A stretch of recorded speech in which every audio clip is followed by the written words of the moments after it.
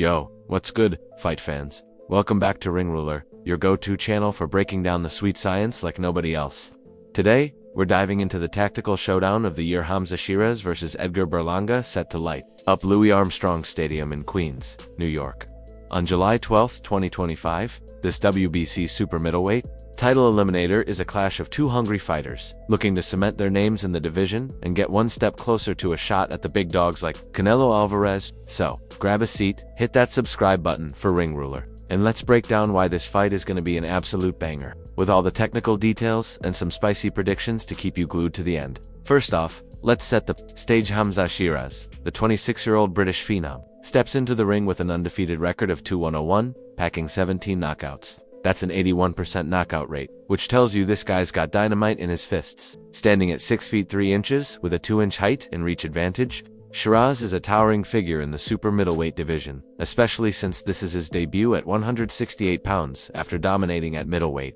His last fight was a controversial split draw against Carlos Adames for the WBC middleweight title in February 2025. Many felt Adames got the better of him, and Sheeraz himself admitted a hand injury early in that bout messed with his game plan. But don't sleep on him. He's now training under Andy Lee, a master tactician, and moving up to 168 could let him fight more comfortably without the grueling weight cut to 160. On the other side, we've got Edgar the Chosen One, a 27-year-old New York native with Puerto Rican roots, rocking a 23-1 record with 18 knockouts, giving him a 78% KO rate. His only loss came against Canelo Alvarez in September 2024, a unanimous decision where he got dropped in the third but showed heart by going the distance. Berlanga bounced back with a first-round demolition of Jonathan Gonzalez-Ortiz in March 2025, reminding everyone why he started his career with 16 straight first-round KO. This fight is personal for Berlanga, who's fighting in his backyard and talking a big game, calling Sheeraz out for that gifted draw against Adames. The stakes are high, the trash talk is spicy, and the winner could be in line for a massive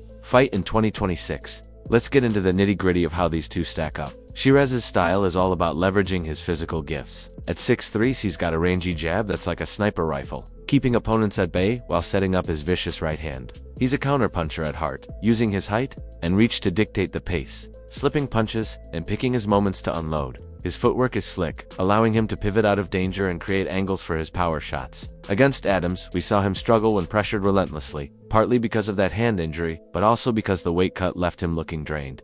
Now at 168, expect a fresher Sheeraz, one who can sit down on his punches without worrying about making weight. His game plan will likely revolve around keeping Berlanga at the end of his jab, using lateral movement to avoid getting pinned down, and landing sharp counters when Berlanga overcommits. Sheeraz has said he plans to throw a few jabs, land a right hand straight on the chin, and good night, which sounds simple but speaks to his confidence in his one-punch power. His 17 knockouts in 22 fights back that up, he's stopped 15 straight opponents before the Adames draw. If he can keep the fight at mid-to long range, he's got a real shot at making Berlanga look ordinary. Berlanga, though, is a different beast. He's a pressure fighter with a chip on his shoulder, and fighting in Queens is gonna have him hyped.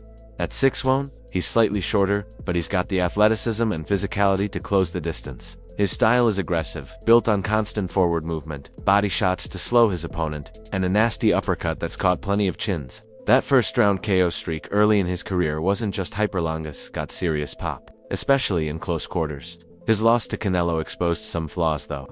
He was tentative after the knockdown, respecting Canelo's power too much, and his defense looked leaky when he couldn't bully his way inside. Against Gonzalez, he showed he's still got that killer instinct, but that was against a lesser opponent. Berlanga's been vocal about seeing Sheeraz as a stepping stone to a Canelo rematch, even saying he's mentally already beat him by visualizing Sheeraz as Canelo. That's bold, but it could backfire if he's overlooking Sheeraz's skills. Berlanga's plan will likely be to cut the ring off, get inside Sheeraz's jab, and turn this into a dogfight where his physicality and bodywork can wear Sheeraz down. Let's talk intangibles. Sheeraz is making his US debut, and while he's got the backing of Turki Alalshik and a new trainer in Andy Lee, he's under pressure to prove that Adames' fight was a fluke. A hand injury might have slowed him down, but the narrative that he got his ass whooped, as Berlanga put it, is fuel for both fighters. Sheeraz needs to show American fans what he's about, and a knockout win would do just that. Berlanga, meanwhile, is in his comfort zone in New York, but the home crowd brings its own pressure. He's coming off a loss to Canelo, and while he showed resilience, some question whether he's the same fighter post-Canelo. The betting odds reflect the closeness of this matchup. Berlanga's a slight favorite at -125, with Sheeraz at -105, basically a coin flip. Boxing insiders like Jim Lampley and Bredman Edwards call it a 52-50 fight, with Sheeraz's skill and reach pitted against Berlanga's power and aggression. The small ring at Louis Armstrong Stadium could favor Berlanga's pressure style, but Sheeraz's height and movement might neutralize that if he boxes smart. Tactically, this fight hinges on distance. If Sheeraz can keep it at range, his jab and counterpunching could frustrate Berlanga, making him swing at air and leaving openings for Sheeraz's right hand.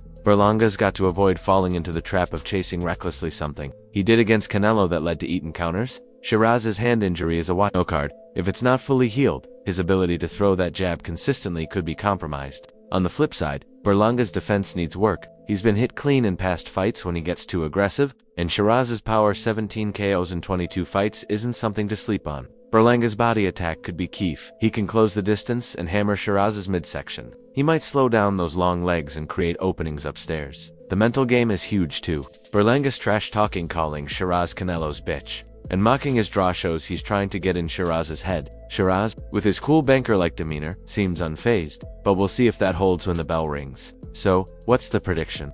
This one's tough, but let's break it down. Sheeraz has the tools to outbox Berlanga if he sticks to his game plan. Jab, move, counter, repeat. His height and reach give him an edge in a technical fight, and moving up to 168 should make him stronger. But Berlanga's relentless pressure and home crowd energy could turn this into a slugfest, whereas physicality and body shots might take over. I'm leaning towards Sheeraz by late stoppage, say round 10 or 11. I see him weathering Berlanga's early storm, using his jab to pile up points, and then landing a big counter right hand as Berlanga tires from chasing. Sheeraz's power is underrated, and if he catches Berlanga coming in, it could be lights out. That said, don't count Berlanga out. If he traps Sheeraz on the ropes and unloads to the body, he could break him down for a TKO around round 8. It's a pick'em fight, but Sheeraz's composure and new weight class give him a slight edge. Why should you keep watching Ring Ruler? Because we're not done yet. This fight is part of a stacked Ring 3 card on DAZ and PPV, with Shocker Stevenson defending his WBC lightweight title against William Zepeda,